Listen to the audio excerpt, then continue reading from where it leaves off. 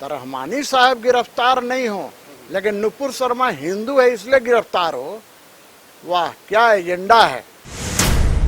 देखिए, नुपुर शर्मा जी ने जो कहा, मैं उससे इत्तेफाक नहीं रखता। अभी पाकिस्तान का एक मौलवी साहब ने भी इस बात को सही ठहराया। आप उनके लिए फतवा क्यों नहीं जारी करते हैं? इसी हिंदुस्तान का एक मौलाना भी इस बात को कहते हैं, सारे के सारे सोशल मीडिया पर वायरल है, कोई सीपी सिंह अपना घर से बना के नहीं करा। ये ओवैसी साहब को सुनने जाएंगे, वाह वाह जरूर करेंगे, सुभान अल्लाह जरूर करेंगे, लेकिन वोट ओवैसी साहब की पार्टी को नहीं देंगे। मांडर विधानसभा क्षेत्र के लिए 23 जून को वोट डाले जाएंगे, लिहाजा अभी से जो चुनावी सरगर्मियां हैं वो जोर पकड़ चुकी हैं। अब से थोड़ी देर पहले MIM के जो अध्यक्ष हैं सदुद्दीन ओवैसी, उन्होंने सभा की चानों में और लोगों को अपने पक्ष में करने की कोशिश की। इस दौरान उन्होंने केंद्र की मोदी सरकार से लेकर के राज्य की हेमंत सोरेन सरकार पर जमकर लताड़ा लगाई। बिल्कुल उनका स्पष्ट ये मानना था कि केंद्र की सरकार जिस तरह से TOD ला करके युवाओं के साथ छल कर रही है, उसी तरह हेमंत सोरेन की सरकार भी उपद्रवी तत्वों को पर काम नहीं कर करके कहीं न कहीं वो अपनी राजनीति साधने की कोशिश कर रही है। तो एक चुनावी सभा और केंद्र की मोदी सरकार निशाने पर और झारखंड की हेमंत सोरेन सरकार निशाने पर। देखिए, असदुद्दीन ओवैसी साहब कोई नई बात नहीं है। वो हर सभा में मोदी जी के खिलाफ, भाजपा के खिलाफ आग उगलते रहते हैं, लोगों को भड़काते रहते हैं। और यही कारण है कि एयरपोर्ट पर स्वागत में पाकिस्तान जिंदाबाद के नारे लगे।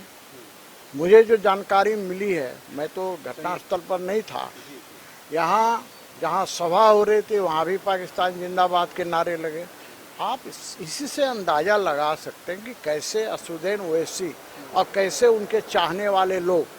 लेकिन मैं ओवैसी साहब को बता देना चाहता हूँ, भीड़ आप जमा कर सकते हैं, लेकिन वो लोग वोट आपको देने वाला नहीं है, क्योंकि यूपी में आप देख चुके होंगे। मेरा ये कहना है कि ओवैसी साहब, आप देश के एक संसद सदस्य हैं, एक सांसद होने के नाते इस भारत भूमि, भारत माता के प्रति आपको वफादार होना चाहिए।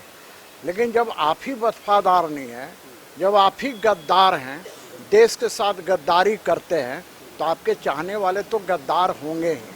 उन्होंने कहा कि केंद्र की मोदी सरकार ने अगर नुपुर शर्मा पर वक्त रहते कदम उठाया होता और झारखंड की हेमंत सोरेन सरकार ने वक्त रहते पुलिस को हिदायत दी होती तो 2 लड़कों की जान नहीं जाती। देखिए, नुपुर शर्मा जी ने जो कहा, मैं उससे इत्तेफाक नहीं रखता। लेकिन मेरे को एक बात बताइए, नुपुर शर्मा चूंकि हिंदू है, इसलिए उसने जो प्रोवोक किया गया, डॉक्टर रहमानी ने प्रोवोक किया, उस पर उन्होंने कही, तो उसका सर काट दीजिए। जाकिर नायक भी तो ये बात कहते हैं, आप उनका सर क्यों नहीं काटते हैं? अभी पाकिस्तान का एक मौलवी साहब ने भी इस बात को सही ठहराया। आप उनके लिए फतवा क्यों नहीं जारी करते हैं कि उसका सर कलम कर दो? इसी हिंदुस्तान का एक मौलाना भी इस बात को कहते हैं, सारे के सारे सोशल मीडिया पर वायरल है, कोई सीपी सिंह अपना घर से बना के नहीं करा। तो आप उसका सर कलम करने की बात क्यों नहीं करते हैं? आप लोकतांत्रिक देश में रहते हैं ना, कानून से चलता है ना। आप किसी को सर कलम की बात कीजिएगा तो उसको तो सुरक्षा मिलेगी ही। जहाँ तक गिरफ्तारी की बात है, तो भैया रहमानी साहब गिरफ्तार हों, क्योंकि उन्होंने हमारे देवों के देव महादेव भोले बाबा के खिलाफ में उन्होंने बात किया, वो गिरफ्तार क्यों नहीं होने चाहिए? तो रहमानी साहब गिरफ्तार नहीं हो, लेकिन नुपुर शर्मा हिंदू है इसलिए गिरफ्तार हो। वाह, क्या एजेंडा है।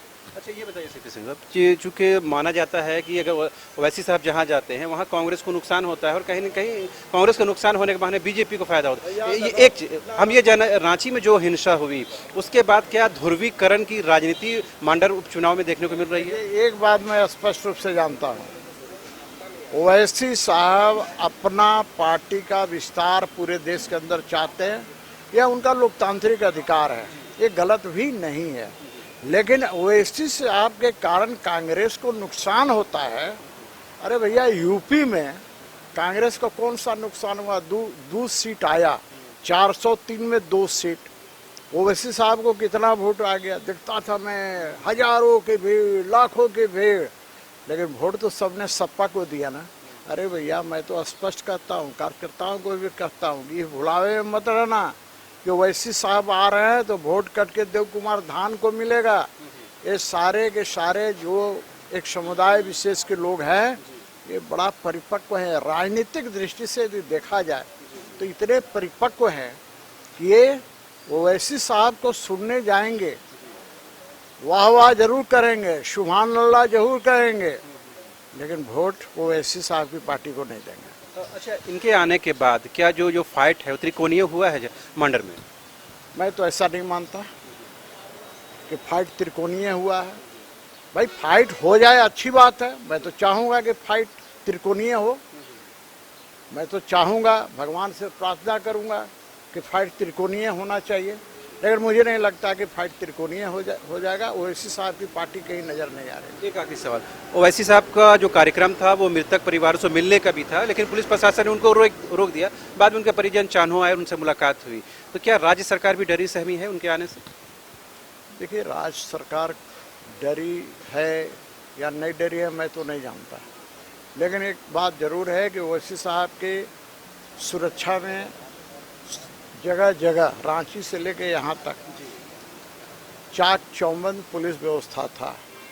तो ओवैसी साहब भी यही विपक्षियों के थैली के चट्टे बट्टे हैं, इसलिए राज्य सरकार डरे कि नहीं डरे मुझे नहीं पता।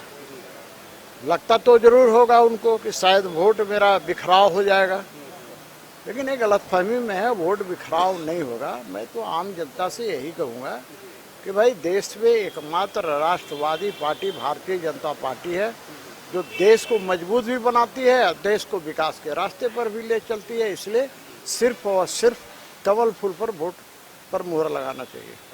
तो आपने सुना, ये थे बीजेपी के रांची से विधायक सीपी सिंह, जिन्होंने साफ तौर पर कहा कि ओवैसी के आने से मांडर उपचुनाव में जो फाइट है वो त्रिकोणीय नहीं होगा। जो लोग हैं उनको पता है किन्हें वोट करना है और किन्हें नहीं वोट करना है, लिहाजा उस हिसाब से लोग, क्षेत्र के जो लोग हैं वो अपना मतदान देंगे।